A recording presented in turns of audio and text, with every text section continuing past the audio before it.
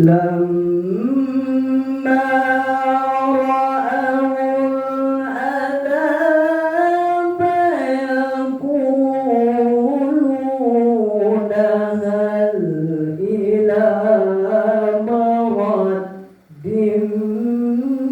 من سبيل صدق Allahul Azim.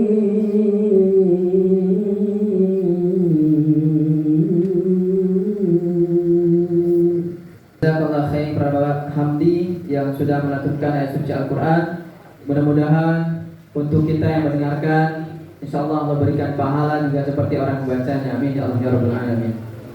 Kita lanjut ke acara berikutnya, yaitu sambutan dari Kepala UPTD SMP Negeri 3 Bakam yang hal ini akan disampaikan oleh Ibu Indah Permatasari MPD. Kepada beliau kami persilahkan.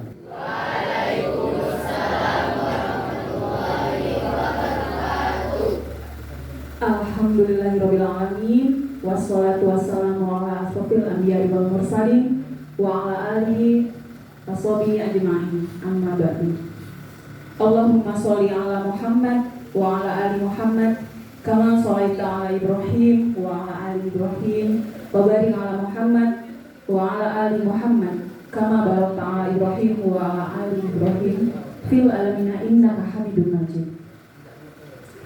Yang terhormat dan yang kami muliakan, Syekh Marwan beserta rombongan, yang kami hormati para ustadz yang kami muliakan, Bapak Ibu tamu undangan, Bapak Ibu guru dan tata usaha, saudara hadirin dan hadirat, serta peserta didik UPTD SMP Negeri 3 Bakam yang berbahagia dan dimuliakan Allah. Alhamdulillah, kita panjatkan puji dan syukur kehadirat Allah Subhanahu wa taala yang telah memberikan rahmat, taufik dan hidayahnya, dan juga kesehatan dan kesempatan kepada kita sehingga pada hari ini kita bisa berkumpul di aula UPTD SMP Negeri 3 Bakam pada kegiatan penguatan profil pelajar Pancasila untuk membentuk peserta didik yang berakhlak mulia kepada manusia. Saudara dan hadirin yang saya hormati, kami atas nama Kepala Sekolah UPTD SMP Negeri 3 Bakam mengucapkan terima kasih kepada yang terhormat Syekh Marwan beserta rombongan yang berkenan hadir di majelis ini. Kami mengharapkan nantinya Syekh Marwan dapat berkenan memberikan mau'izatul hasanah kepada kita semua. Amin ya rabbal alamin. Bu Ida juga berharap kepada seluruh peserta didik untuk menyimak, mendengarkan dengan aktif, hadir penuh pada kegiatan hari ini, sehingga nanti semoga semuanya mendapatkan ilmu yang bermanfaat dan barokah. Baik, terima kasih kepada Ibu Kepala UPTD SMP Negeri 3 Bakam, yaitu Ibu Indah Permatasari MPD, yang sudah memberikan sambutan pada pagi hari ini. Oke, kita langsung masuk ke acara inti, yaitu ceramah agama, dan juga nanti insya Allah akan ditutup dengan doa oleh Syekh Marwan Amir Atullah, ulama dari Palestina. Tapi sebelumnya kami akan bacakan terlebih dahulu CV dari beliau.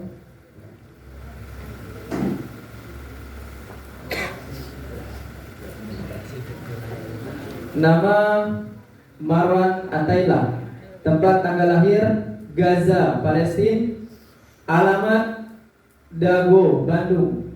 Pekerjaan sekarang beliau sedang menempuh pendidikan S3 di ITB, Institut Teknologi Bandung. Riwayat organisasi pemateri kasih Palestina. Mungkin itu sekilas CV ataupun biodata dari pemateri kita pada pagi hari ini. Kemudian beliau tidak sendiri memberikan materi karena akan ada penerjemah atau translator, yaitu Ustadz Faisal.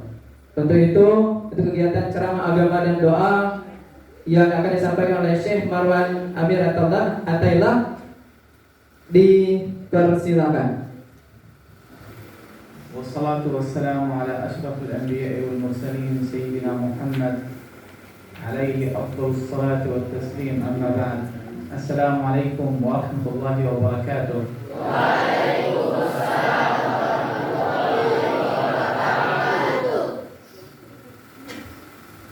أبنائي في هذه المدرسة الكريمة، أود اليوم أن أتحدث عن أكثر من نقطة مهمة،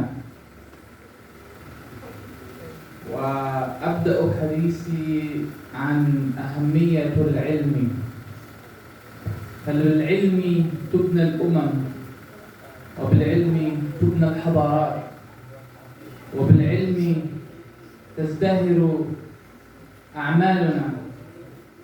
فنحن نعيش الآن في عصر الغير متعلم ليس له وجود. الغير متعلم والغير حاصل على شهادة ليس له معنى، لأن العلم هو مفتاح النجاح. فاليوم من يملك شهادة ومن يملك العلم يملك كنزا عظيما. Yang kami hormati kepala sekolah, yang kami hormati seluruh staf, guru, baik tamu undangan yang tidak bisa kami sebutkan namanya satu persatu, tapi saya yakin semuanya ada dalam ridha Allah Subhanahu wa taala. Kemudian yang kami cintai adik-adik, baik laki-laki dan perempuan, yang insya Allah kedepannya akan menjadi orang-orang yang sukses. Amin.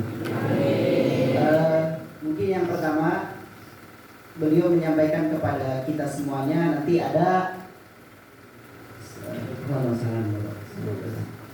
beberapa poin ya yang akan beliau sampaikan.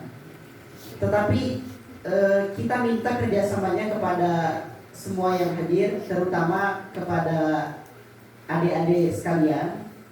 Ini sebelum memulai belajar gitu ya, ini perhatikan, para ulama kita hidupnya itu bahkan sudah ribuan tahun meninggal, tetapi ilmunya sampai hari ini masih bermanfaat.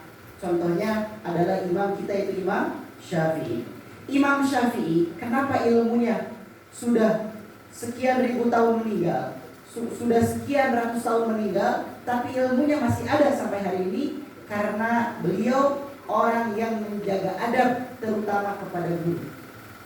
Disebutkan Imam Syafi'i ketika akan membuka halaman satu ke halaman yang lain di depan gurunya, itu sangat pelan-pelan sekali. Ditanya, kenapa Imam Syafi'i engkau membuka buku sangat pelan sekali? Kata beliau, saya takut jikalau saya membuka kertas ini dengan terlalu keras, nanti akan mengganggu konsentrasi guru saya dalam mengajar. Nah, ini sebelum memulai ilmu yang akan disampaikan beliau, marilah kita gunakan adab kita sebaik-baiknya untuk mencatat, untuk memperhatikan yang beliau sampaikan. Nanti beliau akan menyampaikan beberapa poin penting. Poin yang pertama adalah, bisa ditulis ya. Poin yang pertama adalah tentang keutamaan ilmu, ya, keutamaan tentang ilmu. Itu poin yang pertama.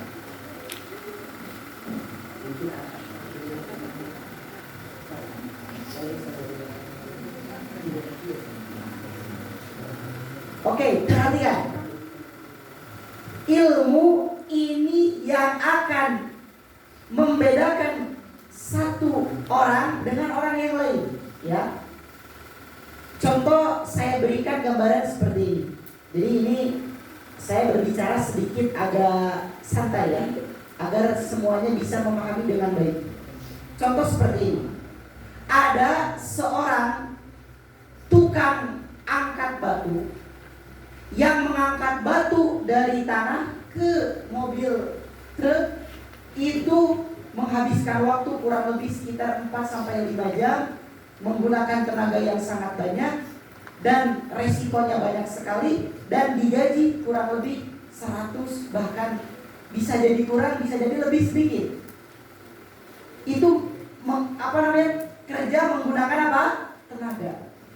Kita bedakan dengan seorang yang berilmu. Contoh seorang dokter mengangkat batu ginjal dari tubuh seseorang dengan cara dioperasi. Batunya segede gini saja, sebesar gini, beliau angkat, dokter itu dengan mudah sekali. Itu bayarannya sekian juta. Yang satu memindahkan batu yang sangat banyak, mengangkat batu yang sangat banyak. Yang satu cuma mengangkat batu ginjal yang sedikit saja. Tetapi yang satu sangat lelah, yang satu gajinya sedikit, sedangkan dokter ini mendapatkan uang yang sangat banyak dari kerjanya tersebut. Artinya apa? Artinya inti yang saya sampaikan dari kisah ini, ilmu akan mengangkat derajat seseorang di dunia maupun di akhirat. Jadi keutamaan ilmu yang pertama adalah mengangkat derajat seseorang di dunia dan di akhirat. Kemudian keutamaan ilmu yang kedua, ya, ilmu apapun itu ya, terutama ilmu agama. Keutamaan yang kedua, ilmu itu adalah tolak ukur sebuah peradaban di masa depan. Jadi kalau kita pengen lihat bagaimana kondisi negara kita 10 tahun ke depan, kita pengen melihat bagaimana kondisi daerah kita 10 tahun ke depan, maka lihat ilmu para pemudanya. Pemudanya kalau nggak bisa baca, nggak bisa nulis, nggak bisa berhitung, nggak bisa berbahasa, itu pasti negara itu akan mengalami kemunduran. Daerah itu akan mengalami kemunduran. Bahkan titik kecilnya, keluarga itu akan mengalami kemunduran. Jadi adik-adik di sini, besok mau jadi apa? Mau jadi dokter kah? Mau jadi guru kah? Mau jadi apakah? Itu tergantung usaha adik-adik di hari ini. Kalau hari ini serius, insya Allah dengan izin Allah, besok adik-adik akan menjadi orang yang sukses. Nah itu pertanyaan. أيها الطلاب الأعزاء، إن العلم لا ينتهي. هذه نقطة مهمة، وأنا أتحدث في هذه النقطة من خبرة. فأنا اليوم أدرس درجة الدكتوراه، وأود أن أقول لكم أن العلم لا ينتهي عند مرحلة من مراحل الجامعية أو عند المدرسة. فنحن نعيش في هذه الحياة كل يوم نتعلم دروس، سواء إن كان دروس يعني في المدرسة ما نتعلمه من الكتب المدرسية أو ما نتعلمه من الحياة. وأحيانا ما نتعلمه من الحياة يكون درسا أقوى مما نتعلمه ما هو موجود في الكتب والكراسات أمامكم، لأن ما نتعلمه في الحياة نتعلمه من تجربة وواقع حي، واقع نجربه ونتعلم ونمارسه.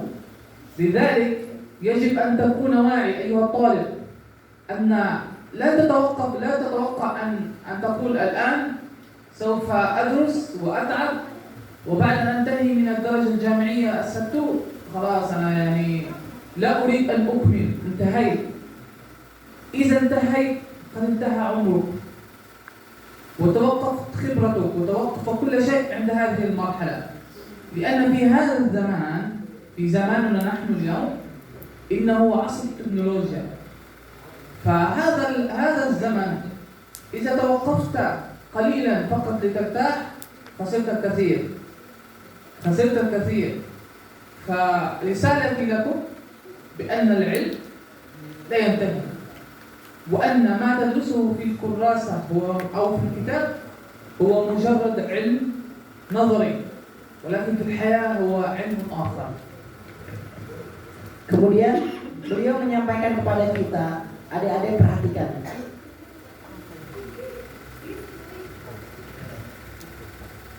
Nanti 10-20 tahun ke depan, siapa yang akan menjadi pilot di Indonesia? Siapa yang akan menjadi dokter yang memiliki akhlak mulia di rumah sakit yang ada? Siapa yang akan menjadi guru di sekolah-sekolah yang ada? Pastikan 10 tahun ke depan atau 15 tahun ke depan, pastikan adik-adik sekalian besok memiliki peranan yang sangat luar biasa untuk negara ini. Kalau menjadi dokter yang sangat beriman, yang memiliki akhlak yang mulia. Tadi disampaikan oleh Pak Guru, intinya ingin menciptakan akhlak yang mulia.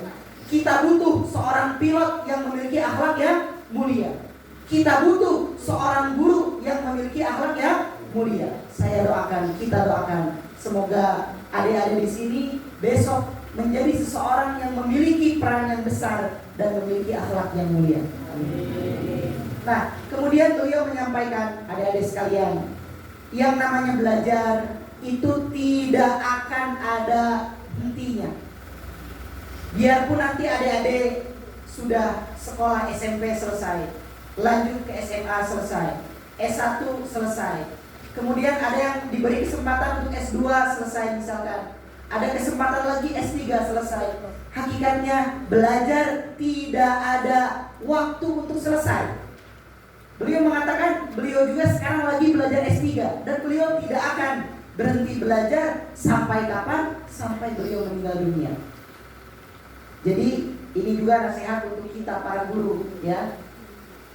Jangan kita berhenti untuk belajar biarpun secara capaian gelar kita sudah punya. Karena hakikatnya kita membutuhkan ilmu ini sampai kita meninggal dunia. Nah, beliau menyampaikan kepada kita semuanya, ada yang lebih penting dari hanya sekedar teori yang kita pelajari di sekolah. Yaitu apa? Yaitu yang pertama adalah kita belajar tentang kehidupan, ya. Jadi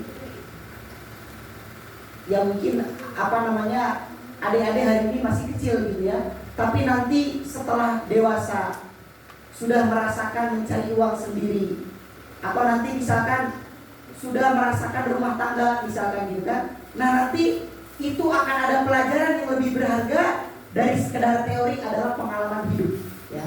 Makanya beliau mengajak kepada adik-adik sekalian, kalau bisa untuk menambah pengalaman hidup, kejar, ya. Dan alhamdulillah beliau termasuk orang yang masya Allah dari Palestina pergi ke Indonesia gitu ya. Ke Indonesia untuk mencari pengalaman hidup. Ini penting juga ya. Dan alhamdulillah saya pun oleh Allah Subhanahu wa taala diberi kesempatan untuk pernah belajar di luar negeri ya. Alhamdulillah di Sudan ya. Dan kami mendapatkan pelajaran yang sangat banyak di negara orang tersebut gitu ya. Kemudian pernah mengunjungi beberapa negara seperti Qatar, Turki, Ethiopia dan lain sebagainya. Nah, nanti adik-adik besok jangan mencukupkan diri dengan pendidikan formal saja. Kalau misalkan ada kesempatan untuk belajar di luar daerah dan itu kita lihat akan mengembangkan potensi kita, ambil pengalaman sebanyak-banyaknya. Karena pengalaman ini akan memberikan pelajaran yang banyak terhadap hidup kita, seperti itu ya. Jadi kemudian beliau juga mengajak kepada kita, jangan lupa intinya segimanapun ilmu kita, jangan lupa kita hormati orang tua dan guru kita. Karena hari ini adik-adik bisa sampai tingkatan ini, dan guru-guru yang di sini juga, para alim ulama, para semua tokoh desa bisa jadi guru, bisa jadi pengurus pesantren, bisa jadi kepala desa. Itu bukan karena kehebatan kita, karena itu adalah kehebatan orang tua kita dan guru kita. Kita doakan semoga orang tua kita dan guru-guru kita menjadi orang yang bahagia di dunia dan di akhirat. أيها الطلاب الأعزاء، إننا نعيش في هذه الحياة كسلسلة، نبدأ طفلا ومن ثم شاب ومن ثم شيخ ثم يتوفانا الله. أنا أتحدث بهذه الصيغة لكي يكون لديكم، أنتم الآن صغار ولكن يجب أن يكون لديكم نظرة إلى المستقبل. لا يوجد أحد خلد في هذه الدنيا، كلنا نخلق أطفالا ونموت شيوخا، وإن توفانا الله في هذه الفترة فهذا قدر الله. إن في هذه الحياة كل شخص، كل إنسان لديه هدف، ولكي يحقق هذا الهدف يتعلم ويعمل للوصول إلى هذا الهدف. من الممكن أن يكون أحد يريد أن يصبح مهندس فيدرس الهندسة، الفيزياء والكيمياء والرياضيات حتى يصل إلى هدف. ولكن يجب أن تعلم أيها الطالب، يجب أن تعلم أن هذا الهدف لا يمنع أن يكون هناك هدف أكبر من هذا الهدف، وهو الهدف السامي الذي له معنى في حياتك. لأن يعني تخيل نفسك أصبحت مهندسا كمثال ولديك الكثير من المال، ولكن قلبك فارغ، قلبك فارغ وحياتك بلا أي معنى. هذه لا فائدة منها، لا فائدة من دراستك للهندسة ولا فائدة من المال الذي لديك، لأن في حياتنا يجب أن يكون لدينا هدف سامي، هدف نتقرب به إلى الله سبحانه وتعالى ونعبده حق عبادته. Oke. Kemudian beliau menyampaikan kepada kita, adik-adik sekalian, kita dimulai hari ini harus punya target hidup masing-masing ya. Ini adik-adik ini besok mau jadi apa? Jangan niru temannya, jangan. Contoh saja ya, kata beliau. Saya pengen jadi arsitek, kata beliau. Nah, berarti ada tulis sekarang. Setelah saya selesai dari SMP ini, saya akan belajar di SMA ini. Setelah saya selesai di SMA ini, saya akan mengambil jurusan misalkan arsitek di kampus ini. Nah, itu ada dari sekarang harus ditulis. Ini juga yang diajarkan oleh Allah Subhanahu wa taala dalam Al-Qur'an. A'udzubillahi minasyaitonirrajim. Bismillahirrahmanirrahim. Ya ayyuhalladzina amanu taqullaha wa tanzur nafsum ma qaddamat lighad. Allah Subhanahu wa taala menyuruh kepada kita yang pertama adalah bertakwa kepada Allah Subhanahu wa taala. Kemudian yang kedua menyuruh kita wa tanzur, hendaknya kita melihat, hendaklah kita membuat planning maka dapat lihat apa yang akan kita lakukan di esok hari ya. Jadi coba sekarang adik-adik tulis cita-citanya pengen jadi apa. Orang kalau nggak punya cita-cita hidupnya akan tidak terarah. Contoh kalian mau keluar rumah nggak ada tujuan, ada truk naik, ada tukang gojek naik, ada orang lagi ngembala sapi ikut, ya nggak? Tapi kalau kalian punya tujuan, saya keluar rumah mau sekolah, mau ada truk, mau ada motor, bahkan mau ada teman ngajak main, nggak bakalan antum kalian turuti karena kalian mau sekolah. Nah itu, coba di sini kakak bertanya, saya karena usianya 23, jadi belum disebut bapak ya, kakak saja ya. Kakak bertanya, yang ingin jadi dokter angkat tangan. Jangan malu, insya Allah di bulan Ramadan ini dan di majelis ilmu didoakan oleh para malaikat. Semoga yang mengangkat tangannya serius menjadi dokter yang berakhlak mulia, insya Allah. Coba yang ingin menjadi dokter angkat tangan. Laki-laki nggak ada ya? Laki-laki nggak ada jadi dokter? Masya Allah ya. Oke. Yang ingin jadi bidan, laki-laki jangan ya? Nah, yang ingin jadi bidan angkat tangan. Ada? Oh ada. Yang ingin jadi polisi angkat tangan. Ini laki-laki cita-citanya apa ini ya? Oke, yang ingin jadi pengusaha besar angkat tangan. Masya Allah ya. Oke, yang ingin jadi kepala sekolah angkat tangan. Ada yang, oh ada. Insya Allah menggantikan ibu ya besok. Apa yang bersungguh-sungguh dia akan mendapatkannya. Jadi adik-adik yang punya cita-cita harus serius ya. Jangan sampai cita-citanya dokter, sekolahnya bolos setengah hari, ya. Cita-cita pengen jadi kepala sekolah, kerjaan nyontek. Aduh, nanti murid-muridnya mau jadi apa besok kan? Nggak bisa. Jadi coba sekarang serius gitu ya untuk menggapai cita-cita tersebut. Dan yang terakhir kata beliau, kalau bisa besok milikilah cita-cita, tetapi hadirkan hati kita di sana. Jangan sampai kita menjadi guru, tetapi guru yang asal-asalan. Ngajar ke kelas, nggak ada rasa sayang kepada guru, nggak peduli murid mau bisa mau nggak peduli saya. Murid mau paham mau tidak peduli saya. Murid mau sakit, murid mau kabur, nggak peduli, jangan. Kata beliau, kita harus mempunyai cita-cita dan kita harus betul-betul menyayangi dan memiliki profesi tersebut. Jadi dokter yang betul-betul membantu orang lain. Jadi guru, betul-betul menjadi guru yang ingin mencerdaskan anak bangsa. Menjadi kepala desa, menjadi presiden, betul-betul yang ingin membantu masyarakat dan ingin mengajak masyarakat kepada kehidupan yang lebih sejahtera. Jadi nanti amanah dari beliau, besok kalau jadi guru, jadi bidan, jadi dokter, jadilah guru, bidan, dokter, presiden dan lain sebagainya yang amanah. النقطة الأخرى التي أود أن أتحدث بها مفهوم الطاعة. الطاعة ليس فقط للوالدين، أيضا للأساتذة في المدرسة،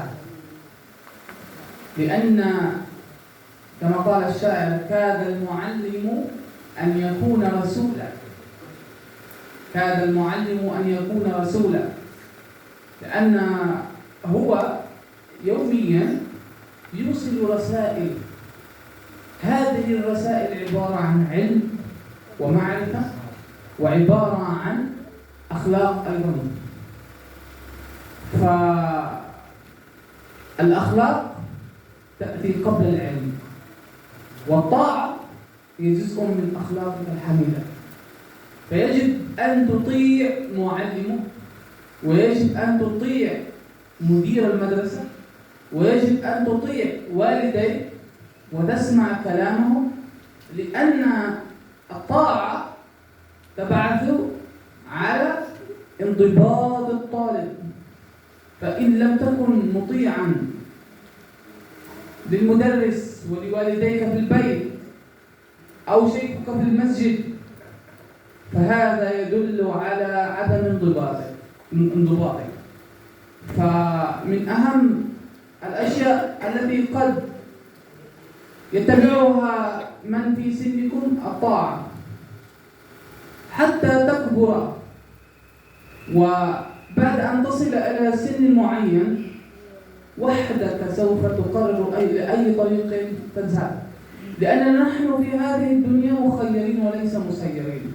الله سبحانه وتعالى قد خلقنا مخيرين وليس مسيرين، فأنت من تختار طريقك. فعود نفسك على الطاعة ودربها على الالتزام. عندما تكبر سوف يكون سهلا أن تمشي في الطريق الذي تراه مناسبا، لأن هذه الدنيا فتن، وهذه الدنيا كثيرة. فعود نفسك من الآن. فهذا مفهوم عظيم إذا أدركته. وأيضا أتمنى من الأساتذة هنا أن يركزوا على هذا المفهوم في المدرسة، لأنه قد يعاونهم أيضا في انضباط الطلاب. Oke, ini sekarang beliau akan membagi tips ya, tips bagaimana menjadi orang yang sukses ya. Ya bisa dikatakan ya, beliau termasuk pemuda yang sangat sukses ya. Bayangkan beliau bisa sampai sekolah S3 di luar negeri dengan beasiswa. Ini tidak mudah. Apalagi ITB ya. Kita yang tahu gitu ya, kampus-kampus itu kalau dengar ITB sudah ngeri gitu ya. Kampus yang sangat luar biasa. Para pemimpin bangsa itu banyak yang lahir dari ITB ya. Ridwan Kamil dan lain sebagainya itu lahir dari ITB. Nah, dan lain sebagainya. Banyak alumni ITB yang sukses. Nah, beliau menyampaikan kepada kita tips agar kita sukses. Ada tips yang paling jitu atau yang paling paten, yaitu apa? Mentaati guru dan orang tua. Ini, kalian besok kalau mau jadi orang yang sukses, kuncinya taat kepada guru dan orang tua. Pengen jadi dokter, disuruh sama bapak guru, nah tolong sepatunya dicopot dulu, ini kelasnya sudah bersih. Bawa. Sama orang tuanya, nah udah, sudah malam jangan main HP, nah sudah tidur. Bawa. Ini dipastikan orang seperti ini dunia dan akhiratnya akan sengsara. Disebutkan oleh Rasul SAW, ridho Allah ada pada ridho kedua orang tua, dan murkanya Allah ada pada murka kedua orang tua. Perhatikan para adik-adik yang dirahmati Allah Subhanahu wa taala, disebutkan oleh para ulama bahwasanya seorang guru itu hampir saja dikatakan sebagai seorang rasul. Kenapa? Karena guru dan rasul mempunyai tugas yang sama, yaitu menyampaikan ilmu. Berarti apa? Berarti barang siapa yang tidak bisa menghargai gurunya, barang siapa yang dengan ucapannya, tingkah lakunya menyakiti hati gurunya, maka sama seperti dia menyakiti hati Rasulullah SAW. Hidupnya tidak akan sukses. Kalian coba perbaiki diri dari sekarang. Jikalau ada kepala sekolah, ibu kepala sekolah, atau guru-guru kalian menyuruh kepada kalian hal-hal yang positif, itu laksanakan. Kecuali kalau guru nyuruhnya nggak baik, itu jangan. Tapi insya Allah nggak ada guru yang nyuruh tidak baik, itu nggak ada. Kecuali guru yang ada di warnet gitu ya, itu guru-guru, bukan guru sih, itu guru nggak formal gitu ya. Guru yang ada di tempat game, nah itu bukan guru. Ini maksudnya guru yang mengajarkan ilmu kita di sekolah atau di pengajian ya. Seperti itu. Nah, perhatikan adik-adik sekalian, tadi kunci sukses yaitu coba kita berusaha semaksimal mungkin bagaimana guru kita, bagaimana orang tua kita itu bisa ridho kepada kita semuanya. Berarti kita harus mentaati mereka. Kita berbicara kepada mereka dengan akhlak yang baik, melakukan apa yang mereka kerjakan dengan yang baik, seperti itu. Jadi tadi kunci sukses dari beliau apa? Mentaati guru dan orang tua. Dua peranan ini sangat penting bagi kehidupan kita semua. في النقطة الأخيرة التي أود أن أتحدث عنها هو الامتنان. فإذا كنت أنت ممتن على ما أنت عليه وراض، فإن الله سبحانه وتعالى يعطيك ما هو أكثر مما تتمنى. وأيها الطلاب، يجب على كل أحد أن يمتن بما هو عليه، أن يمتن أن لديه فصل دراسي، معلمون، أب وأم، لديه شنطة مدرسية، لديه أدوات للدراسة. فهناك طلاب حول العالم ومنهم فلسطين يعانون الكثير، ويعانون حتى يحصلون على الكتب المدرسية وعلى الأدوات المدرسية. فما أنت عليه الآن هو ليس يعني المفروض أن يكون أو هو شيء عادي، بل هو نعمة كبيرة من الله سبحانه وتعالى. وامتنانك لهذا الشيء يرفع من قدرك لنفسك وقدرك عند الله سبحانه وتعالى. فإن فلسطين وما تعيشه اليوم من أحداث وما يعيشه أطفال فلسطين في المدارس شيء لا أحد قد يتخيل. عندما يكونون آمنين في المدرسة في الفصل الدراسي تأتي الطائرات وتقصف المدرسة وتدمرها. فتخيل يعني هذه الظروف، تخيل هذه الواقعة وانظر إلى ما أنت عليه، سوف تشعر بالامتنان إلى الله سبحانه وتعالى بما أنت عليه الآن وتحمده. Sebelum di pesantren beliau ya, di Darul Abrar, itu masya Allah ketika kita menyampaikan ilmu, antusiasnya masya Allah. Dan ini juga termasuk sekolah yang bagus ya. Ketika sini menyampaikan ilmu, ya yang ngobrol, ini termasuk ciri, insya Allah ini adalah keikhlasan guru-guru kalian dalam mengajar. Karena suksesnya kita hari ini itu adalah keikhlasan guru-guru kita yang ngajar berantem guru, ya. Sampai ada anak SMP mohon maaf hamil, ya. Sampai ada orang SMP disebutkan setahun sekolahnya beberapa kali saja, gitu ya.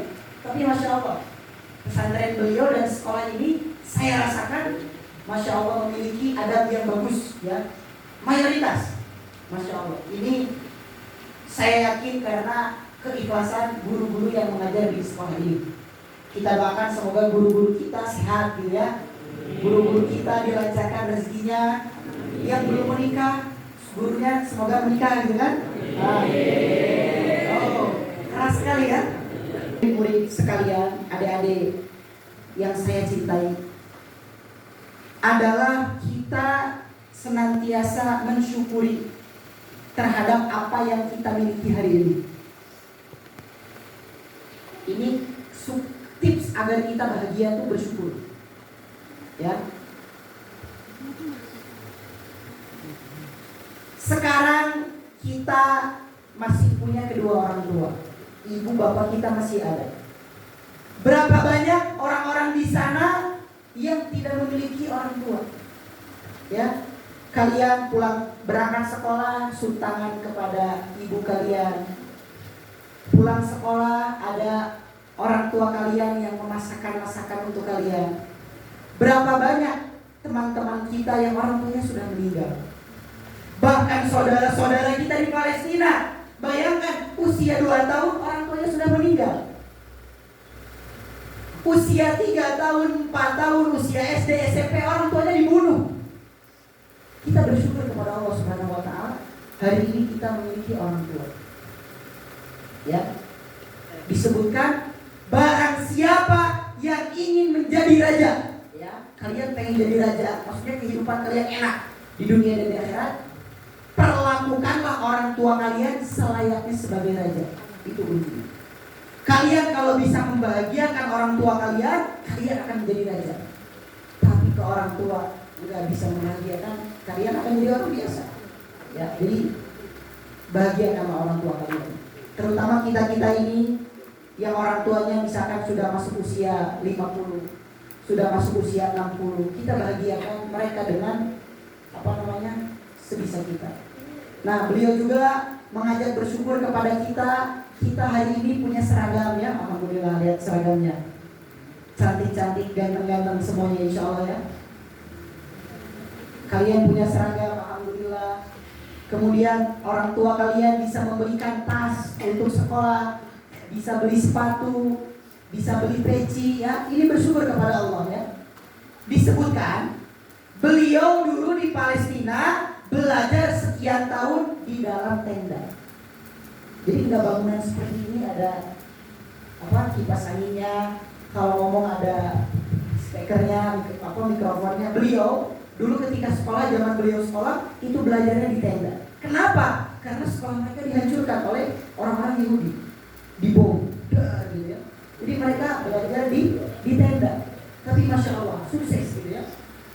Dan anak-anak Palestina hari ini sekolah tidak mempunyai buku tulis karena tidak bisa membeli, tidak punya tas, tidak punya seragam.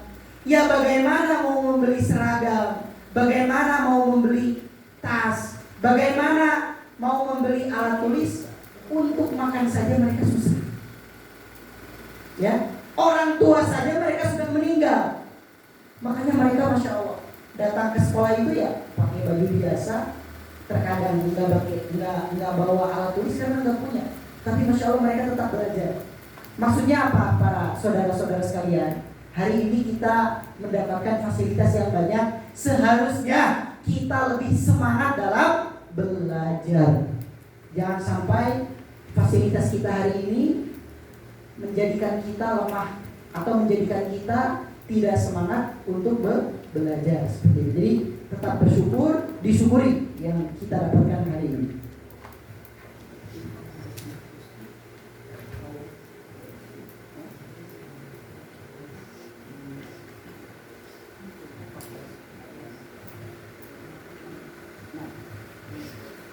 Barakallahu fikum jami'an. Wassalamualaikum warahmatullahi wabarakatuh. Nah itu ya materi yang beliau sampaikan. Kata saya sih, kenapa nggak dipanjangin sih? Kata beliau, ini marhalahnya anak-anak. Anak-anak itu tidak bisa menerima ilmu terlalu banyak ya. Jadi nanti ada tingkatannya. Kan beliau orang pendidikan ya, jadi tahu ya. Kalau anak SD itu fokusnya sekian menit ya. SMP fokusnya sekian menit. SMA fokusnya sekian menit ya. Adik-adik ini sebagai pelajaran ya. Dulu kita di Sudan belajar hadis berapa jam? 12 jam. Dulu kita belajar hadis 12 jam. Nah tapi kan usianya sudah di atas 19 ya. Udah di atas 18 ya. Nah jadi kata beliau sekian saja materinya. Insya Allah bermanfaat adik-adik ya. Paham semuanya? Insya Allah paham. Ada door prize dari panitia Pak. Maaf sebesar-besarnya. Terima kasih atas attention Bapak Ibu sekalian atau perhatian Bapak Ibu sekalian dan adik-adik. Assalamualaikum warahmatullahi wabarakatuh. Yang sudah memberikan materi yang insya Allah sangat-sangat berguna untuk peserta didik di UPTD SMP Negeri 3 Bakam. Selanjutnya kita langsung masuk ke acara berikutnya untuk penayangan kondisi Palestina keadaan hari ini dan akan dipandu oleh Bapak Hamdi sebagai operatornya. Bismillahirrahmanirrahim. Assalamualaikum warahmatullahi wabarakatuh.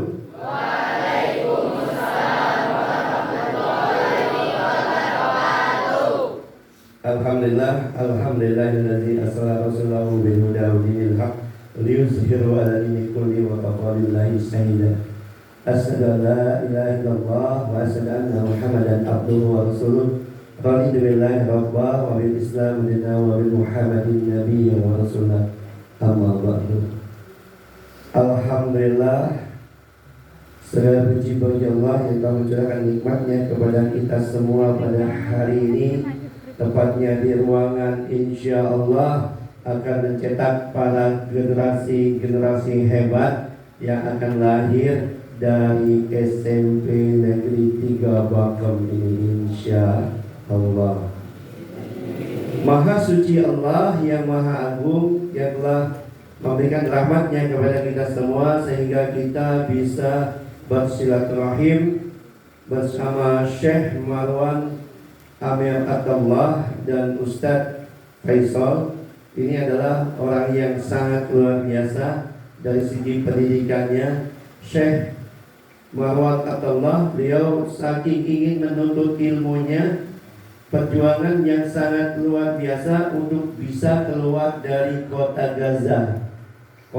Sebuah kota yang kecil yang ada di Palestina, tetapi inspirasi dari kota Gaza inilah yang membuat Palestina sampai sekarang masih ada. Kalau tidak ada kota Gaza, tidaklah orang-orang inspiratif, tidak ada semangat perjuangan dari kawan-kawan di kota Gaza, mungkin Palestina akan lenyap dari peta dunia. Mungkin Palestina tidak ada lagi di muka bumi. Kenapa?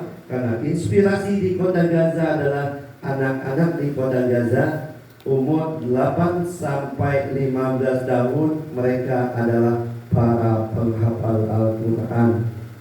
Dan tidak akan ditemui di kota Gaza, di rumah-rumah orang masyarakat Gaza, tidak akan dijumpai kalau satu rumah itu tidak ada penghafal Al-Quran.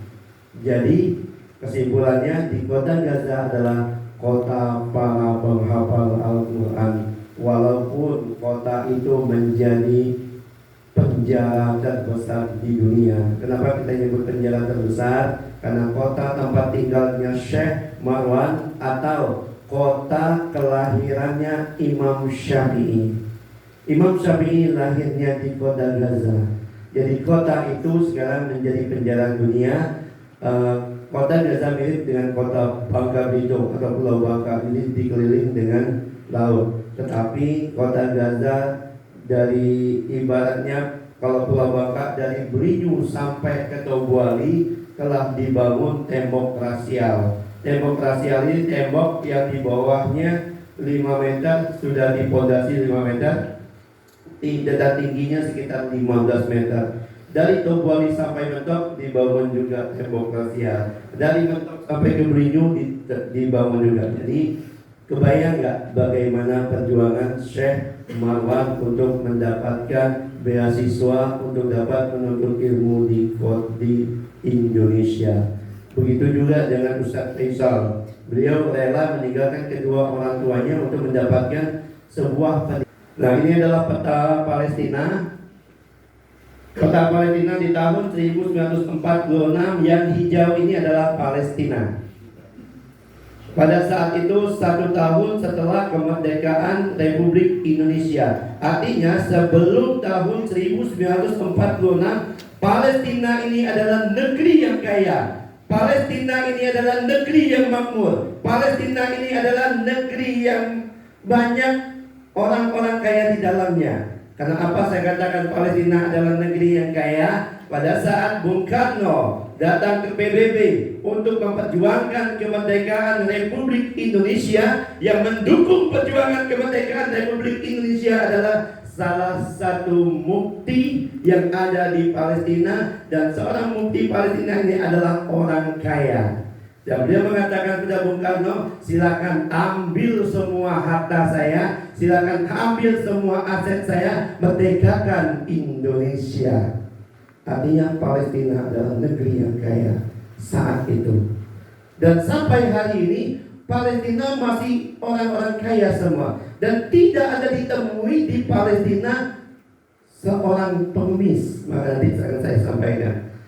1 tahun setelah invasi dari Israel, Palestina masih tinggal setengahnya dari petanya. Yang kuning adalah Israel, yang hijau adalah Palestina. 1967 Palestina tinggal 1/4 saja. Yang hijau ini adalah kota Gaza, kota kelahiran Syekh Palestina. Yang ini adalah Yerusalem, di mana di sini ada Masjid Al-Aqsa. Al-Aqsa letaknya, atau Palestina letaknya di jantung dunia. Nah sekarang Palestinanya masih tinggal, Gazanya tetap utuh. Dari tahun 1967 sampai sekarang Gazanya tetap utuh, tidak berubah sama sekali. Tapi kondisi di Yerusalem yang hijau-hijau ini adalah Palestinanya. Ngebayang gak bagaimana perjuangan kawan-kawan kita di Palestina untuk mengurus KTP, untuk berangkat dari Pangkal Pinang ke Tobuali. Jadi artinya untuk kecamatan segala macamnya, Pak Camatnya orang Israel, wali kotanya orang Israel, semuanya orang Israel, bahkan mata uangnya juga mata uang Israel. Jadi artinya mereka otomatis pasti bekerjanya sama orang Israel kalau ingin makan. Ini perjuangan yang sangat luar biasa. Ini tahun 1902.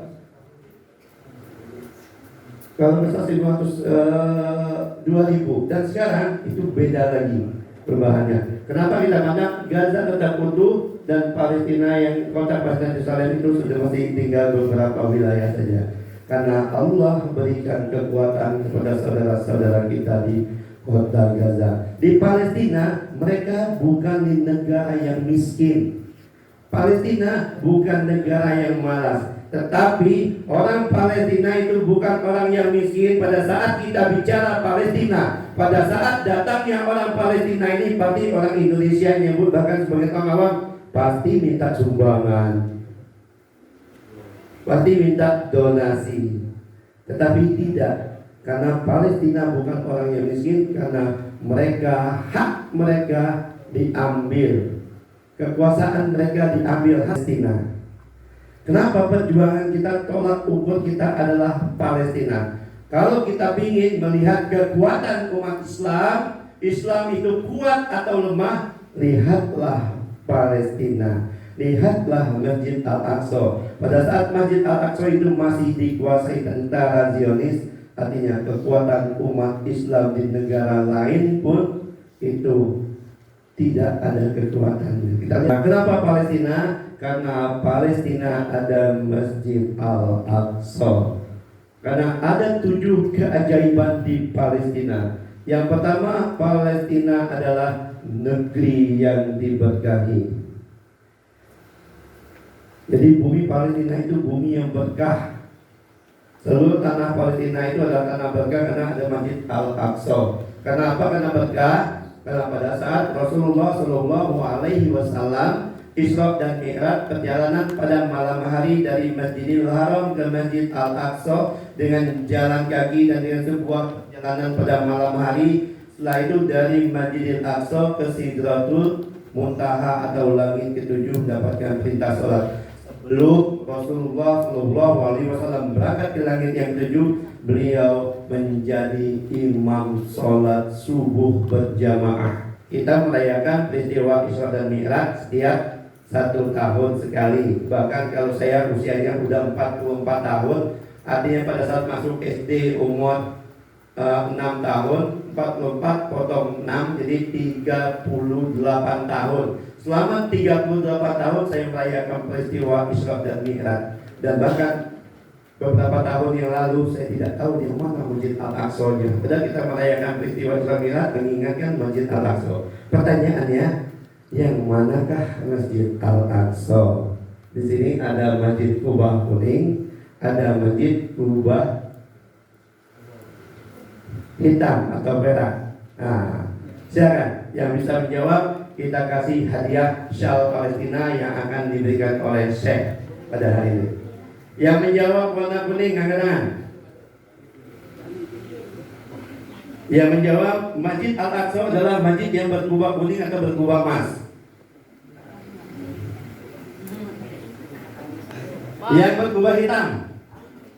Ternyata yang banyak memilih masjid berkubah kuning adalah akhwat atau ibu-ibu, karena simbolnya adalah simbolnya emas. Betul? Ya, terima. Kalau ibu bisa, kalau yang warna cerah-cerah itu hobi ya, warna emas, warna merah ya, warna biru. Tapi kalau yang warna abu-abu simpan jauh-jauh. Sekarang kita lihat. Pertanyaan ada? Sekarang langsung aja lah. Jadi yang manakah Masjid Al-Aqsa? Selama ini kita merayakan peristiwa Isra dan Mi'raj, tapi kita tidak tahu masjidnya. Maka tak kenal, maka tak sayang. Tak sayang, maka tak cinta. Bagaimana kita cinta terhadap Masjid Al-Aqsa, bagaimana kita cinta terhadap Palestina, bagaimana kita cinta terhadap kiblat pertama umat Islam, di mana Rasulullah Shallallahu Alaihi Wasallam 17 bulan bersama sahabat sholat menghadap Masjid Al-Aqsa.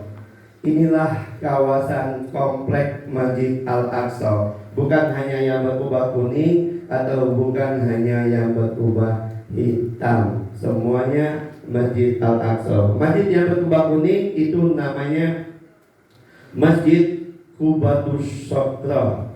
Masjid Kubah, di bawah Kubah itu ada batu Sokro. Batu Sokro itulah Rasulullah SAW dari langit yang 7 berpijak dari batu Sokro. Lanjut. Nah ini batu asyafranya, batu asyafra yang ada di Masjid Qubatus Sokro. Nah ini adalah yang kita tadi Masjid Al-Kibli. Selama 17 bulan Rasulullah bersama para sahabat sholat menghadap Masjid Al-Kibli. Nah kalau yang Masjid Qubatus Sokro itu adalah masjid perempuan. Masjid Qubatus Al-Kibli inilah masjid tempat kita menghadap kiblatnya. Ada Mekah dan Masjid Kibli itu satu arah. Jadi bapak-bapak, ibu-ibu melihatkan di media sosial, di Facebook, di Instagram, di TikTok, atau di layar televisi, masjid ini dibakar 1 minggu yang lalu. Semua masjid ini diporak-poranda oleh tentara Israel. Menyaksikan semuanya? Menyaksikan. Nek, kita lanjut. Iya, video. Sekarang kita menyaksikan bagaimana kondisi kota Gaza, kota kelahiran dari saya Palestina. Kita mulai jalan-jalan ini. Inilah adalah kota Gaza, kota yang sangat makmur, kota yang sangat indah. Kota Gaza sama dengan Pulau Bangka, dengan lautnya, dengan baunya laut. Tapi orang Palestina tidak bisa melaut. Kota Gaza hidup pikuk di kota Gaza sama dengan orang-orang di Indonesia. Anak-anak di kota Gaza sama dengan anak-anak di desa Bakam, di desa Nenang. Mereka ingin bermain, mereka ingin mendapatkan kebahagiaan, mereka ingin mendapatkan kasih sayang dari kedua orang tuanya. Di kota Gaza sama dengan kota desa Nenang ini. Ke pasar, kalau sini ada pasar malam, belanja bebas, ingin belanja apapun ya, mereka menikmatinya. Dan di kota Gaza sama dengan orang di desa Nenang ini ingin bertani, karena pertaniannya adalah strawberry. Strawberry yang manis di muka bumi adalah strawberry di Palestina. Strawberry terbaik di muka bumi adalah strawberry Palestina. Anak-anak di kota Gaza sama dengan kita yang sekolah di SMP Negeri 3 Bakam, bahkan Syekh ingin mendapatkan pendidikan yang layak. Tetapi apa yang terjadi di kota Gaza di tahun 2021? Semua Indonesia sehingga bisa membuat senyum manis dari saudara-saudara kita di Palestina. Nah inilah imam masjidnya, Masjid Sultan Indonesia di Palestina. Nah kita juga memberikan paket lebaran untuk anak yatim di Palestina, termasuk tahun ini kita mengirimkan paket lebaran untuk anak-anak Palestina di Masjid Sultan Indonesia di Palestina. Kita lihat bagaimana cerianya mereka mendapatkan baju baru, celana baru, dan bingkisan makanan sembako untuk saudara-saudara kita yang ada di Gaza, Palestina. Ini paket zakat Indonesia yang kita kirimkan ke Palestina. Nah, ini adalah video kebaikan bapak-bapak, ibu-ibu, adik-adik semua di tahun yang lalu. Dan mereka merayakan Hari Raya Idul Fitri di tahun. Masjid ini adalah masjid di kota Gaza, Palestina, tepatnya di kota Khan Yunis. Pada saat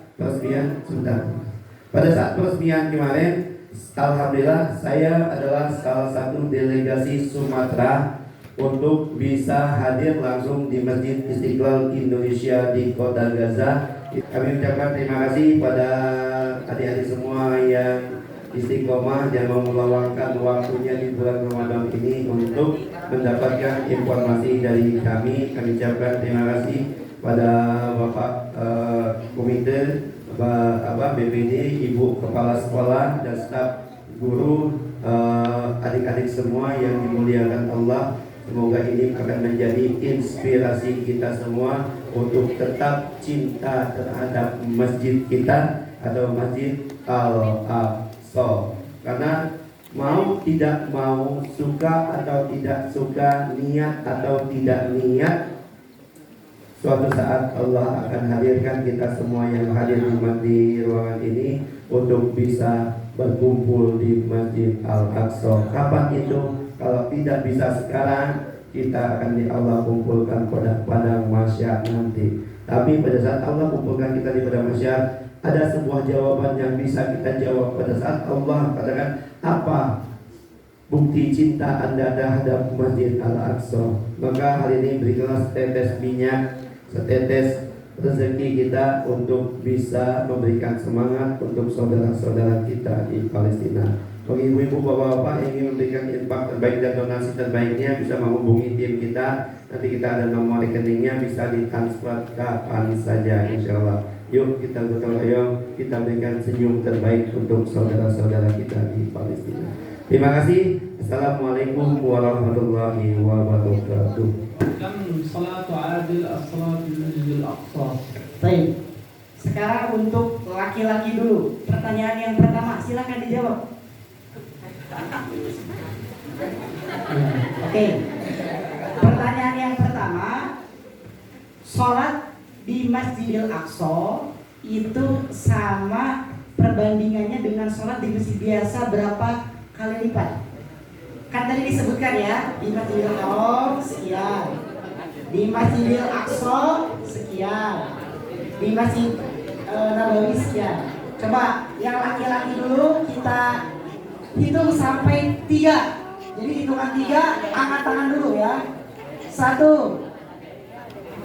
Jangan malu-malu ya, jangan malu-malu. 2. 3.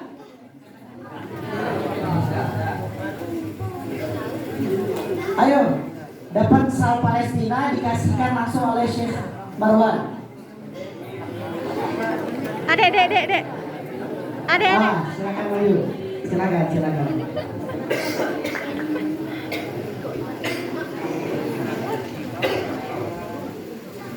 Siapa namanya? Arifin Putra. Kelas 7B. Kelas 7B, Masya Allah. Kelas 7 bagus mentalnya ya. Kita doakan menjadi orang sukses. Amin. Ya. Jawab. 1000 kali lipat. Di Masjidil Aqsa. Yakin? Yakin. Enggak pakai berapa persen yakinnya? Tanya dulu. 100%. 100%. Oh, ya. Jawabannya salah ya. Bukan. Kan 1000. Ya. Gak apa-apa, tapi sudah berani menjawab. Bagus.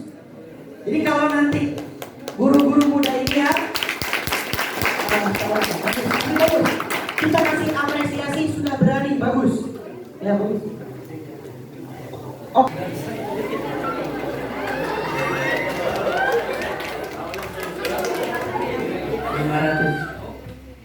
Oh, betul, yang kedua, ohnya betul, 500 ya. Oke. Oh, iya.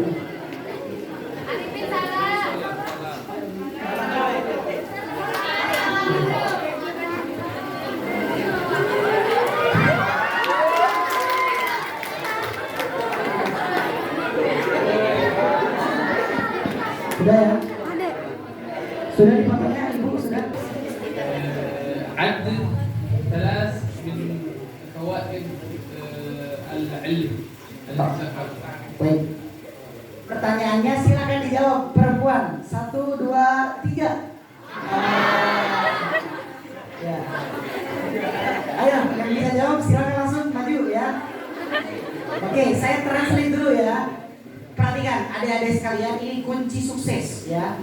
Kalau kita ingin menguasai dunia, itu kuasai bahasa. Bahasa Arab, bahasa Inggris wajib bisa kalau mau keluar negeri. Misalkan keluar negeri, what's your name?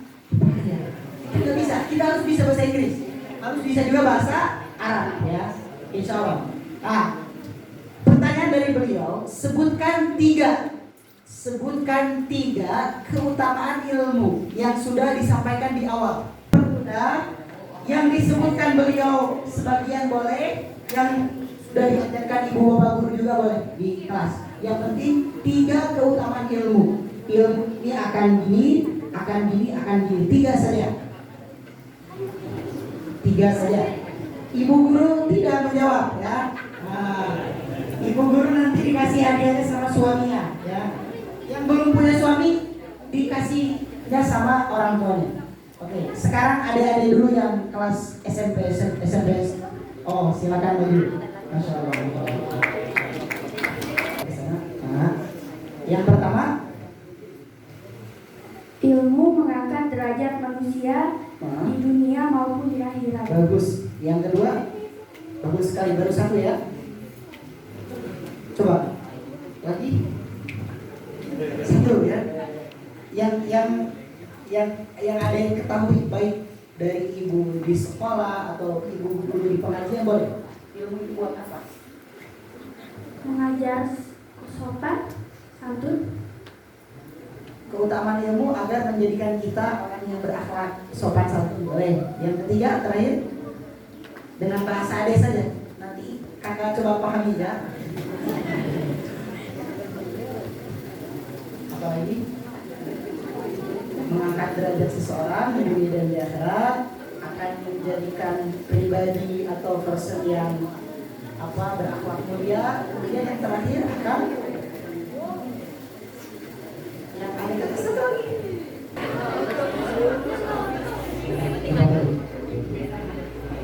Ini ditemani berdua dikira pengantin nanti ya. Dipoto dulu. Oke. Soalnya sih kan belum nikah ya. Nanti kalau foto berdua, oh sini nikah sama anak SMP ya. Jadi fitnah nanti ya. Nah. Oke.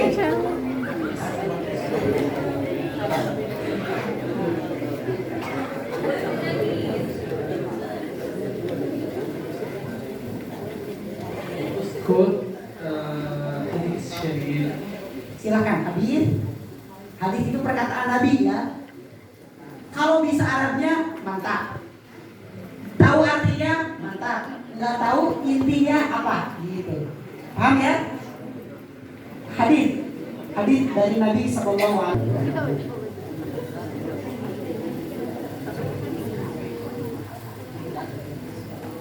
Oke, diganti saja. Soalnya diganti saja. Ya misalkan apa gitu Pak? Misalkan saufa nadqahuna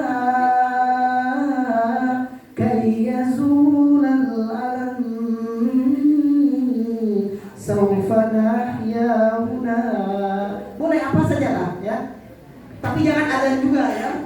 Maju ke depan Allah ada. Oke, silakan. Adik-adik mau salawat, mau nasyid boleh. Yang penting liriknya bagus, bermanfaat, bukan tentang cinta, bukan tentang dangdut ya. Laki-laki ayo. Calon pemimpin masa depan laki-laki ya. Ada yang mau salawat boleh, salawat saja 1 menit saja, nggak lama-lama. Ini boleh. Nah, kelas. Ada asuhan busri, masyaallah masmu anta.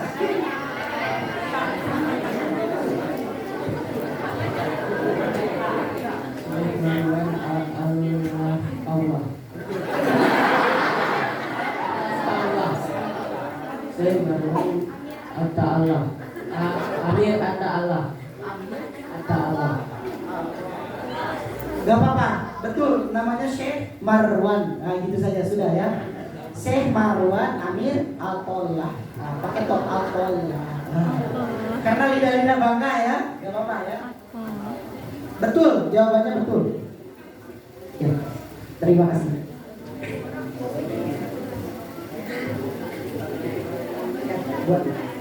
Oke, ini pertanyaan di foto dulu.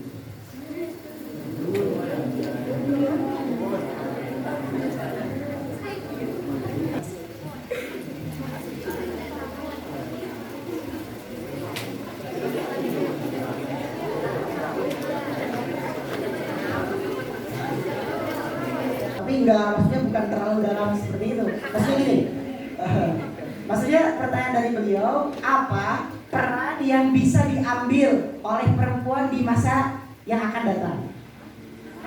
Jadi peran perempuan itu untuk negara itu atau untuk sebuah keluarga apa? Itu atau terlalu berkelas pertanyaannya? Terlalu berkelas ya?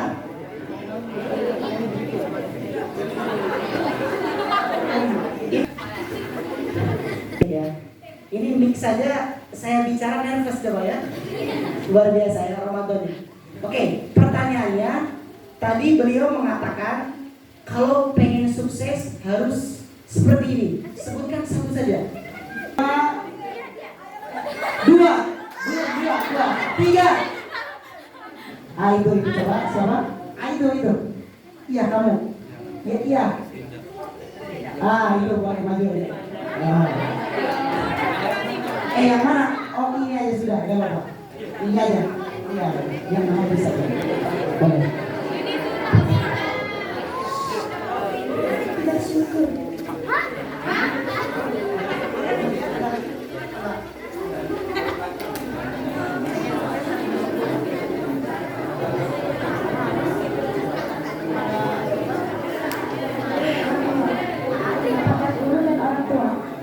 Kemudian taat kepada guru dan orang tua. Bagus, Masya Allah.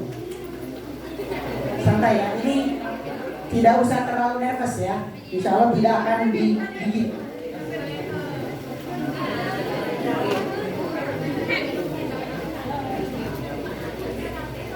Alhamdulillah, ini adalah salah satu keberkahan di bulan suci Ramadan. Gimana kira-kira, senang nggak hari ini?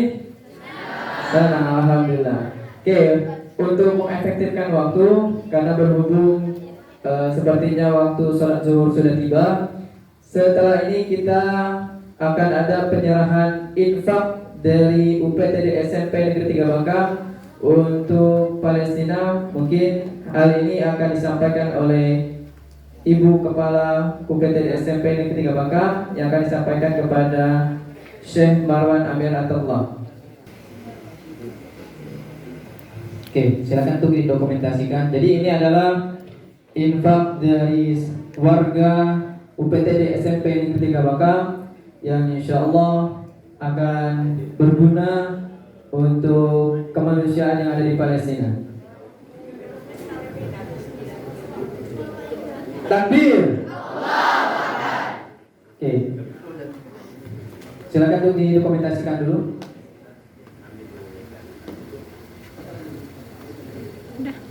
Oke, sudah. Oke, kegiatan selanjutnya itu penandatanganan dan penyerahan kenang-kenangan yang akan diserahkan oleh Ibu Kepala UPTD SMP Negeri 3 Bangka.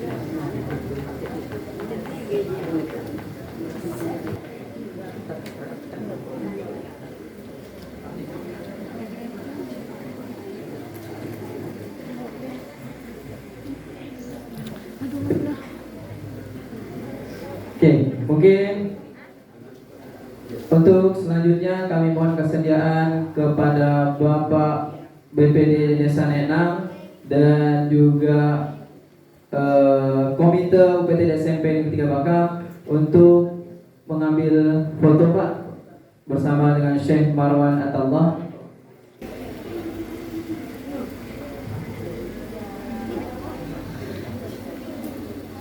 Sudah? Oke. Kami ucapkan terima kasih Bapak sudah menyempatkan waktunya. Mudah-mudahan kita bisa bertemu lagi dan bersilaturahmi lagi di momen-momen berikutnya. Oke, doa penutup pada pagi hari ini kepada Syekh kami persilakan.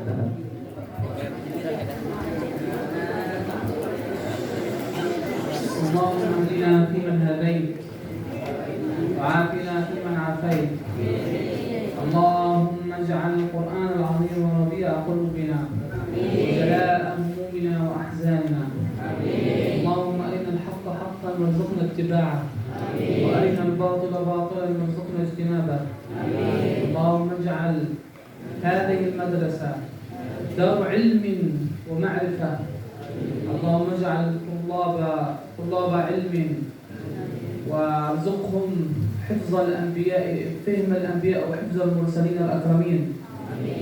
اللهم يا أرحم الراحمين نقي قلوبنا من الخطايا كما نقيت الثوب الأبيض من الدنس.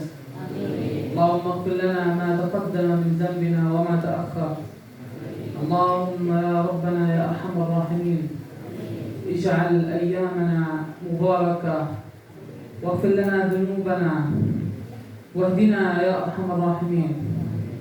اللهم يا أرحم الراحمين ارحمنا وارحم والدينا كما ربيانا صغيرا. اللهم إنك عفو تحب العفو فاعف عنا. وصلى الله على سيدنا محمد وعلى آله. Jazakallah khair. Kami ucapkan kepada Syekh Marwan Amir Atullah yang telah memimpin doa kita pada hari ini. Dan dengan berakhirnya doa tersebut, maka alhamdulillah telah berakhir pula kegiatan kita pada pagi hari ini. Dan untuk menutup kegiatan kita hari ini, marilah sama-sama kita lafazkan hamdalah bersama-sama dan doa kafaratul majlis. Alhamdulillahirrahmanirrahim. Subhanallahumma wa bihamdika asyhadu an la ilaha illa anta astaghfiruka wa atubu ilaik. Mohon maaf jika banyak kesalahan, dan sekali lagi kami ucapkan terima kasih kepada para tamu undangan yang sudah menyempatkan hadir, dan kepada Syekh kami ucapkan terima kasih jazakallah khair, dan juga Ustaz Faisal beserta rombongan. Dan mudah-mudahan kita dapat bertemu lagi di acara-acara berikutnya. Amin ya Allah ya rabbal alamin. Akhirul kalam, wabillahi taufiq wal hidayah. Wassalamualaikum warahmatullahi wabarakatuh. Waalaikumsalam warahmatullahi wabarakatuh. Takbir.